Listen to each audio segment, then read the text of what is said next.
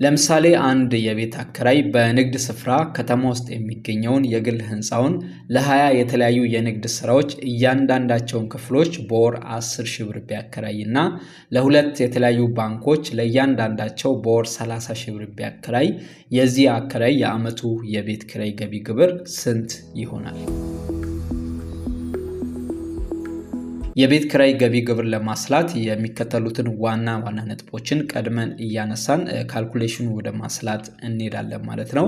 አንደኛ በኪራይ ገቢው ላይ ተፈጻሚ የሚሆነው የግብር ምጣኔ እንደሚታወቀው የተለያየ በመሆኑ ህንፃው የድርጅት ነው ወይስ የግለሰብ የሚለውን ቀድመን ማጣራት ይጠበቅብናል። እንግዲህ መመሪያው ላይ እንደተቀመጠው በድርጅቶች ኪራይ ገቢ ላይ ተፈጻሚ የሚሆነው የግብር ምጣኔ 30% ነው ወይም 30% ነው። በግለሰቦች የኪራይ ገቢ ላይ ተፈጻሚ የሚሆኑት የግብር ምጣኔዎች በዚህ ሰንጠረዥ ላይ የተቀመጡት ናቸው። ስለዚህ በዚህ መልኩ የግብር ምጣኔው ላይ ልዩነት ስላለ ግብር ከማስላታችን በፊት ቤቱ የድርጅት ነው ወይስ የግለሰብ ነው የሚለውን ማጣራት ይጠበቅብናል ማለት ነው። በዚህ ምሳሌ መሰረት ህንፃው የግለሰብ መሆኑን አውቀናል። ስለዚህ በግለሰቦች የኪራይ ገቢ ላይ ተፈጻሚ የሚሆኑትን የግብር ምጣኔዎች በዚህ ሰንጠረዥ ላይ የተቀመጡትን በመጠቀም ግብርን ካልኩሌት እናደርጋለን ማለት ነው። በሁለተኛ ደረጃ ደግሞ የአከራዩን ጠቅላላ ዓመታዊ ገቢውን ካልኩሌት እናደርጋለን።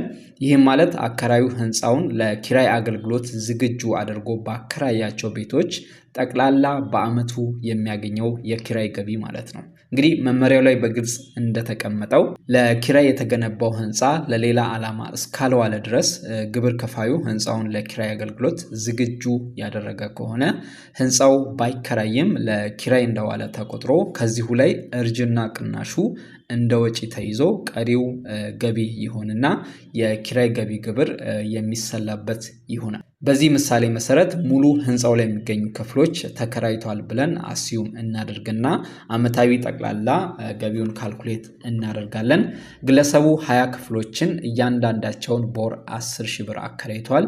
ከዚህ ላይ ወራዊ ገቢውን ስናሰላ ወራዊ ገቢ እኩል ይሆናል 20 ክፍሎች ሲባዛ እያንዳንዳቸው በ10 ሺህ ስለሆነ ይህን ስናባዛው 200 ሺህ ብር ይመጣል። ስለዚህ ከ20 ክፍሎች በወር 200 ሺህ ብር ያገኛል።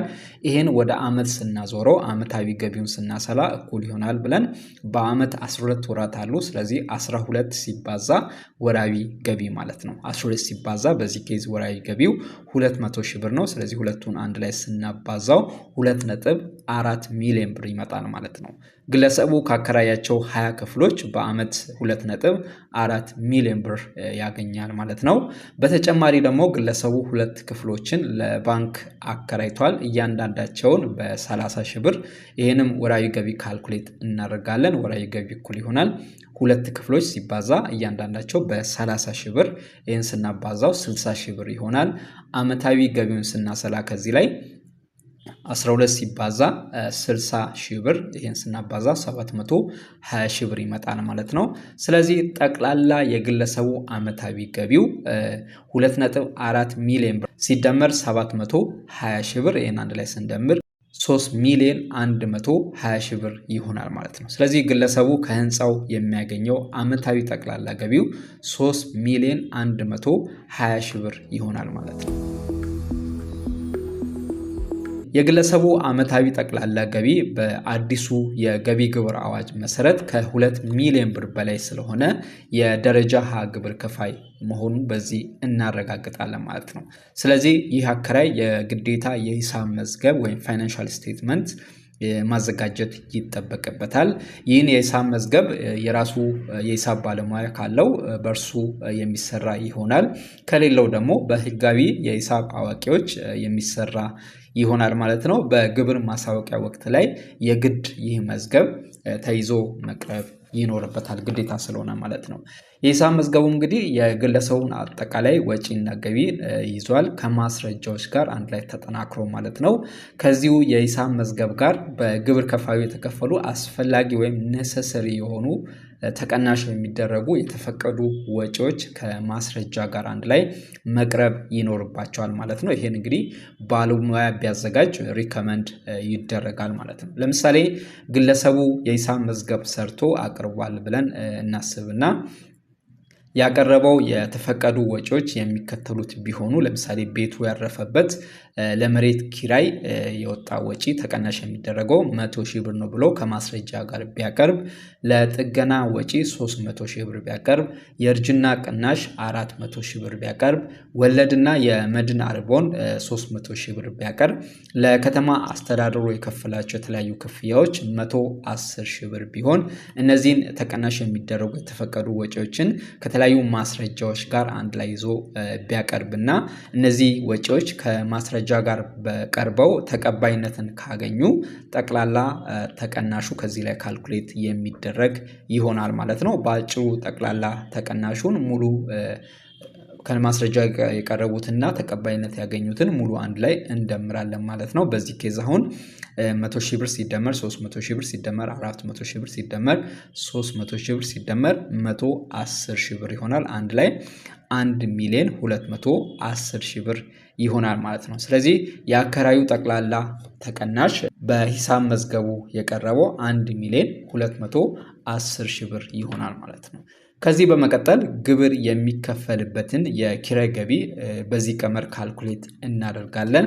ግብር የሚከፈልበት የኪራይ ገቢ እኩል ይሆናል የአከራዩ ጠቅላላ ዓመታዊ ገቢ ሲቀነስ ጠቅላላ ተቀናሽ።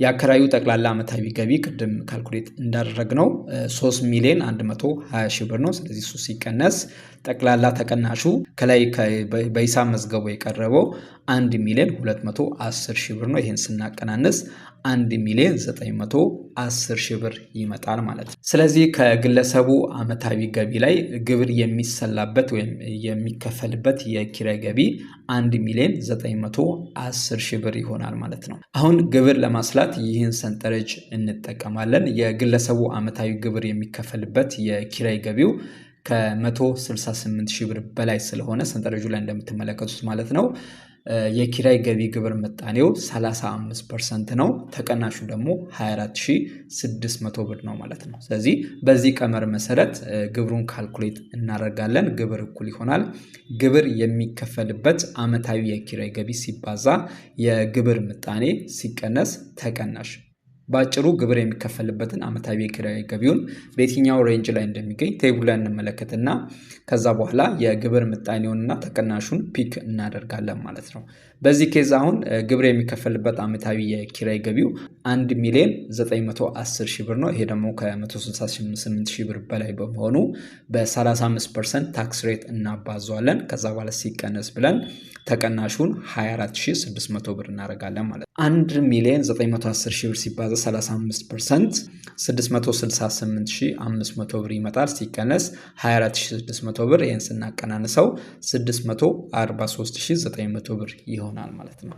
ስለዚህ ግለሰቡ ካገኘው ዓመታዊ የኪራይ ገቢ ላይ 643,900 ብር የኪራይ ገቢ ግብር የሚከፍል ይሆናል ማለት ነው። ስለዚህ በዚህ መሰረት የኪራይ ገቢ ግብር ካልኩሌት ማድረግ ይቻላል። አይ ቲንክ ግልጽ ይመስለኛል። ግልጽ ያልሆነ ነገር ካለ ኮሜንት ሴክሽን ላይ ማስቀመጥ ትችላላችሁ ጥያቄያችሁን ማለት ነው። በመጨረሻ በአዲሱ የገቢ ግብር አዋጅ መሰረት የአከፋፈል ሂደቱን እንመለከታለን። ይሄ ግብር እንዴት እንደሚከፈል አዋጁ ላይ በምን መልኩ እንደተቀመጠ እሱን በማንሳት ካልኩሌሽኑን አሳያችኋለሁኝ።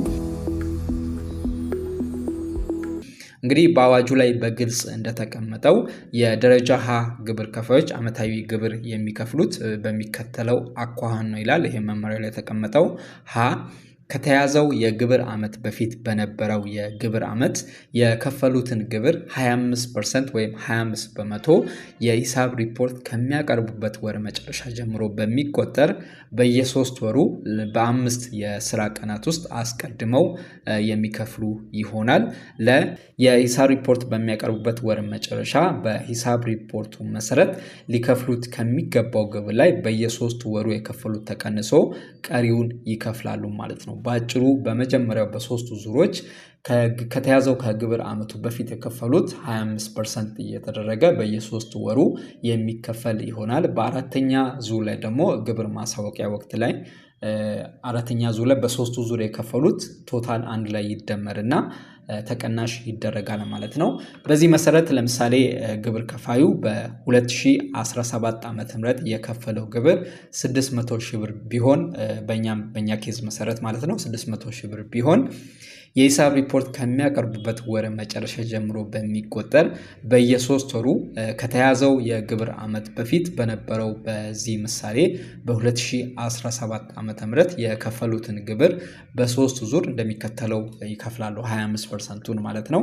በመጀመሪያው ዙር 600 ሺህ ብር ሲባዛ 25% ይሄ 600 ሺህ ብር ማለት ምሳሌ ነው የወሰድኩት ነው።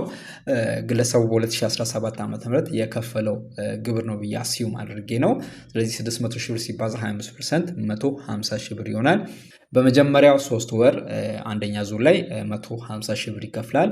በሁለተኛ ዙርም 150 ሺህ ብር፣ በሶስተኛ ዙርም በተመሳሳይ መልኩ 150 ሺህ ብር ይከፍላል ማለት ነው። በሶስቱ ዙር በጠቅላላ 450 ሺህ ብር ይሆናል አንድ ላይ ሲደመር ማለት ነው።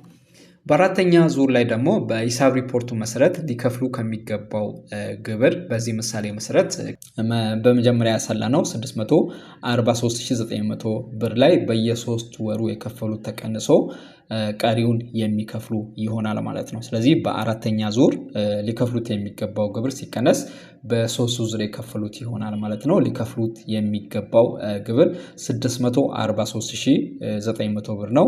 ሲቀነስ በ3 ዙር የከፈሉት 450 ሺህ ብር ይሆናል። ይህን ስናቀናንሰው 193 ሺህ ብር ይሆናል ማለት ነው። እንግዲህ በግብር ዓመቱ ሊከፍሉት የሚገባው ግብር የሚሰላው ግብር ማሳወቂያ ወቅት ላይ በዛው ሰዓት ላይ የሂሳብ ሪፖርት ከቀረበ በኋላ ነው። ስለዚህ ያ ቀድሞ ስለማይታወቅ ከግብር መክፈያው ዓመት በፊት የተከፈለው ለምሳሌ በ2018 ዓመተ ምህረት የሚከፈል ከሆነ በ2017 ዓመተ ምህረት የተከፈለው ግብር ያን በ25% የተደረገ በ3 ዙር ይከፈልና አራተኛ ዙር ላይ ደግሞ በዛ ዓመት ሊከፍሉ የሚገባው ግብር ካልኩሌት ይደረጋል።